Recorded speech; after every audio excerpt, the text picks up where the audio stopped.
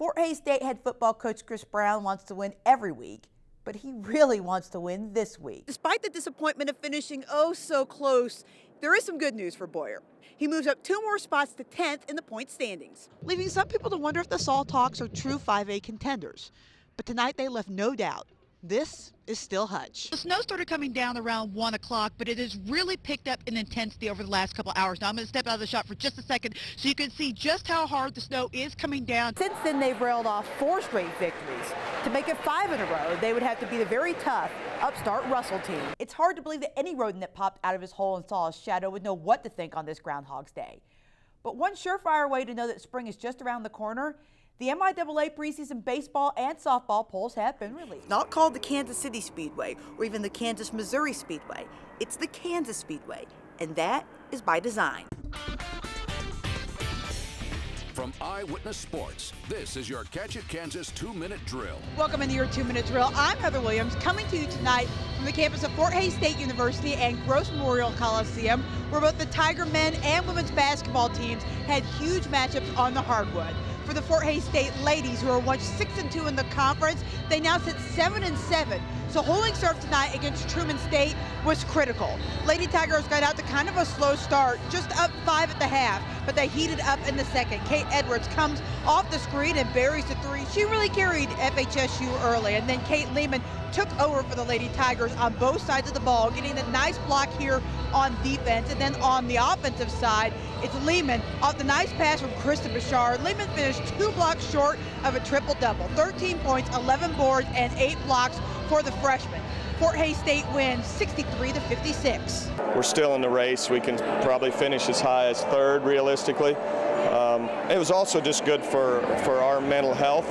We needed to play well and win a game. The FHSU men also needing to hold serve tonight against Truman. The Tigers entered the evening 5th in the MIAA standings, but just 2 games back of 3rd, and they came out in this game like their hair was on fire. Red hot shooting, especially from 3. Most of the day he buried 2 in the early going. Kendrick Morse also getting into the act, burying the 3 off the dribble. FHSU started the game on a 13-5 run, and the outside game opened up things on the inside. Dahey with a nice lob pass into Karan McKenzie, who gets the kiss off the glass, and it was just that kind of night. The Tigers cruised to the easy victory. I think it's real important to capitalize on the home victories, especially because we let a few slip away at home, so we felt like this was very important to come out and get a victory on our home court. The latest rankings are out for high school basketball, and as always, several North Central and Northwest Kansas teams are represented on the list. To find out how your favorite team ranks, just head to your source for high school sports, catchitkansas.com.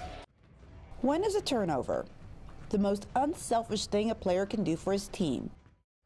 When is a shot in the lane worth more than just 2 points? How is it possible that a game could feature 10 players all on the same team? This is that moment.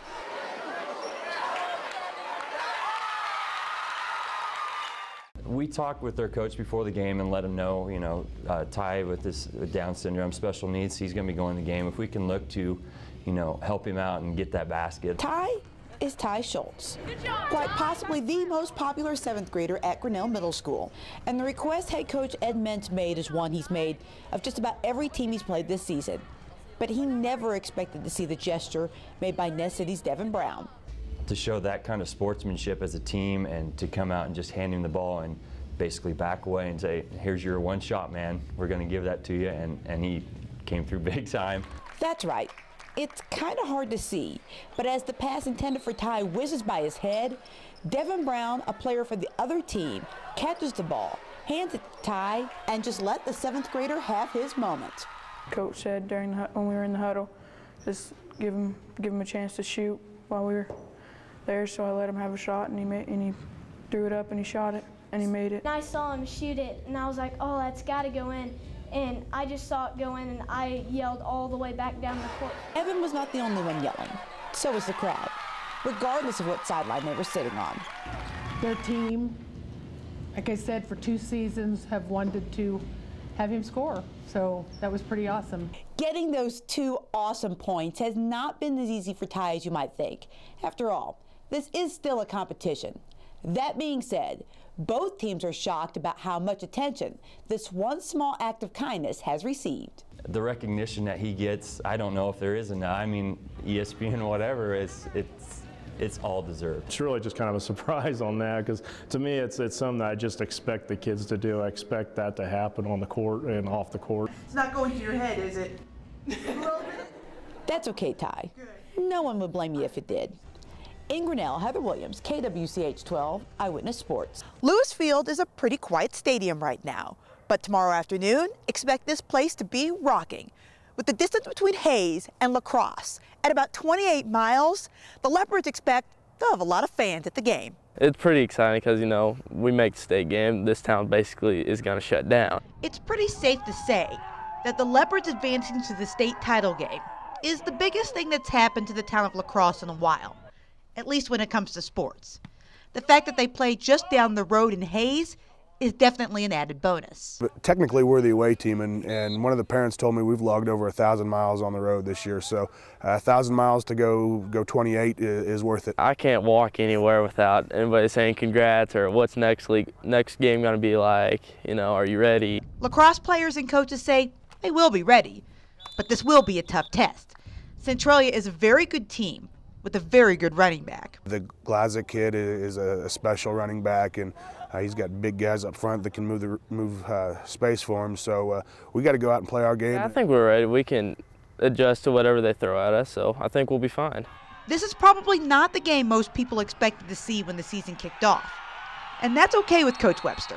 If somebody told you in August that the state championship was going to be between Centralia and La Crosse, they would have laughed at you.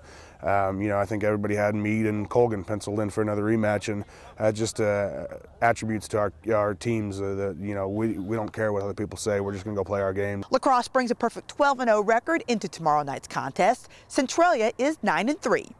From Lewisfield Stadium in Hayes, Heather Williams, KWCH 12, Eyewitness Sports. From Eyewitness Sports, this is your Catch It Kansas 2-minute drill. Welcome into your 2-minute drill. I'm Heather Williams.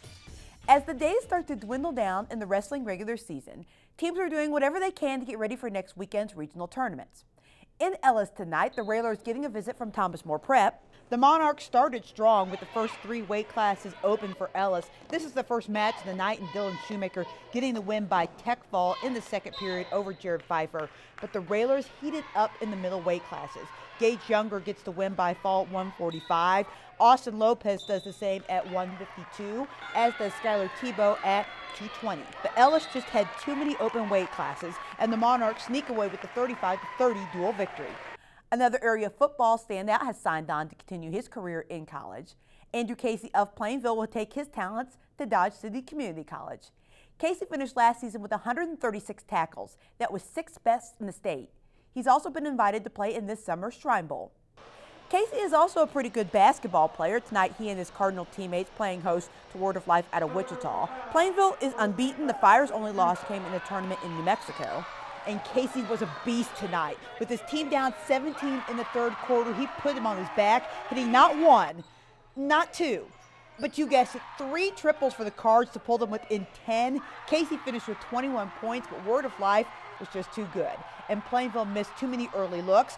The Cardinals are unbeaten no more after falling to the Fire, 63-48. In the girls' matchup, Word of Life girls were just too much for Plainville, jumping out to a 14-1 lead, thanks in large part to the shooting of Taya Novakrishkanova. Plainville did their best to hang tough. Courtney Copeland working hard gets the 2 here, but the Fire was just too hot. They cruised to the 63-30 victory. To keep up with your favorite team, just head to your source for high school sports, CatchItKansas.com.